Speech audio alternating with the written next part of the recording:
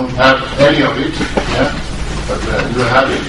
And I think if you manage it properly, not only just the safety of the passenger vessel, many other things, you could have a very good growth in this sector, and a lot of employment, a lot of new things can be done. So you need a good policy with the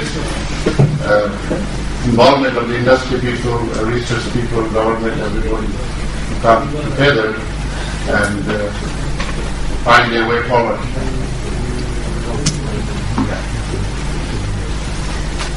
That's the end of the presentation for the first one. Thank you very much. I think you can start your next presentation, and I request you to limit within 12 to 15 minutes, then we can have a question and answer session for these two papers within 5 minutes or something like that. The 17, one was 17. Yeah, okay. Sorry, this one maybe I'll do it very short. I mean, this is a big, important activities going on in South Asia actually. Bangladesh, India, China, Pakistan, and Turkey, and to a certain extent in Europe. But South Asia, Bangladesh, India, and Pakistan is almost 70 or 80% of the recycling is happening here now. And Bangladesh is on the top. So this is a very, very labor-intensive industry. What you need is a few people with a good strength and a few cutting torch that can slit that big VLCC over the months totally empty. It's very labor-intensive. You cannot go and I put a rubber and cut the ship. Yeah? If you can do that, then there will be no safety problem. But it is a very green industry because you are using Bangladesh, I think we are using 90 to 95% of the material of the ship in different ways. So it is a very, very green industry.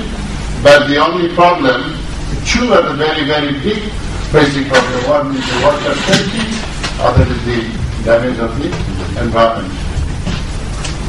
Other than that, everybody is happy, I'm sure, because it gives a lot of help to the country. Look at all the construction industries, building roads, where they're coming from. They're all coming from all this scrap steel. We don't call it scrap, recycled steel. So this is actually, I will go through, but I don't think I have time.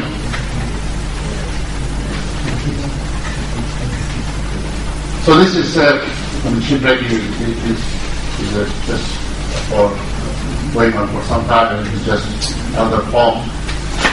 But this is getting increasingly important because the number of ships are much more than before to be recycled. Yeah? And that's why IMO has come out with the Hong Kong Convention for this. Even now, I don't know how many of you are aware, ISO has come out with regulations for shipwrecking.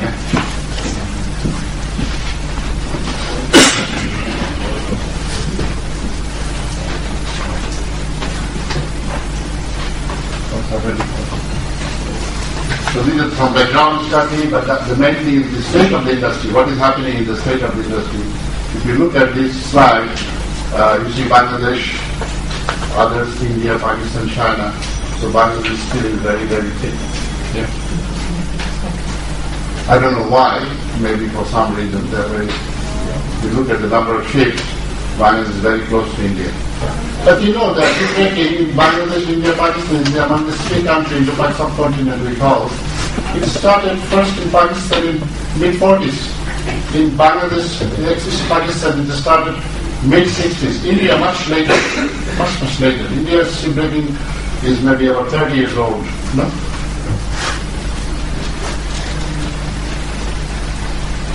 And if you see that Bangladesh, compared with the world shipwrecking, quite high. This is also the number of total delivery versus total demolition. Yeah? But of course, you see here quite a lot of gap. The reason for last couple of years, there has been a boom in the shipbuilding industry, and everywhere, in Singapore, everywhere. That's why Bangladesh got some spillover orders from some countries to build ships. Yeah? But it is a different kind of market that drives people to go everywhere they were getting the sleep, they are booking the sleep. Yeah? Buying a engineer advance. This is the total war fleet versus total demolition. That's state of the industry. This is in Bangladesh. It's about close to 9 kilometers long along this place called Bakhtiar, Sitatura, Sitakunda, near Chittagong. This place is where this is happening. I think the highway is very close. And you see the picture here. It's very simple. They just dish those vessels on the Christian beaches and then they start walking. There is no containment. Yeah, that you can any liquid or anything, you can just go and get mixed with them. This is in India, Align, Ratnagar in Gujarat state, also similar, from 8 to 10 kilometers. The same as like what is happening in Bangladesh also. Pakistan is a bit different. I don't see any ship on the beach, so I don't know why. Maybe they are. Very interesting actually to go to those places and see actually how they do that. Yeah? But it's not so very big. But Pakistan is now thinking of taking this industry in a different approach. So you know that where and why this thing happened. Why is very simple, very cheap. So the LDT price, they can get good, the owners can get good money, and then the recycling facilities, the owners also can break them at a much cheaper cost. But it doesn't mean that those industry people are making all the money. It has a very good effect also on the other products coming from there. Because if the LDT price goes high and the recycle industry people also spend more money, I'm sure all the reused or recycled materials also will be expensive. Then it will have an effect on everything. Yeah?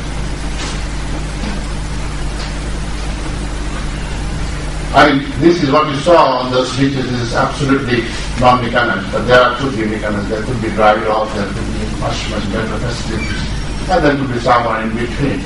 But what is happening in Pakistan is very basic, totally non-mechanized.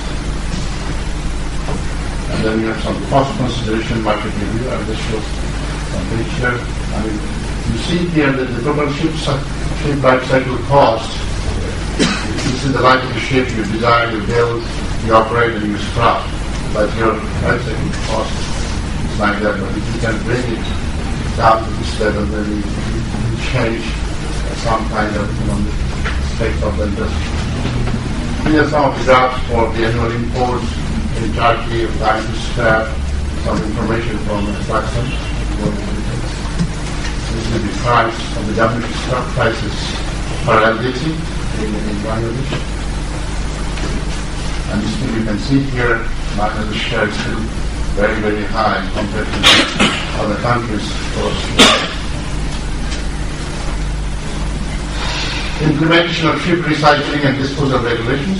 I mean, there are international regulations, but I don't think it's possible for you immediately to implement all these regulations, but it should be done over a certain time in stages, looking at the priorities. Yeah? Facilities, you cannot say that tomorrow you go and start building dry dock and you wait for 10 years to start recycling properly. That doesn't work. You have to develop facilities coexisting with the present methods. Yeah? And what is important is the safe practice of the workers and the environment. And you know that there is a catchword, ship design for production. But now, the design and level architects, everybody has to think ship design for recycling as well. Yeah? That when a ship is going to recycle, so that design aspect they can take care in the beginning.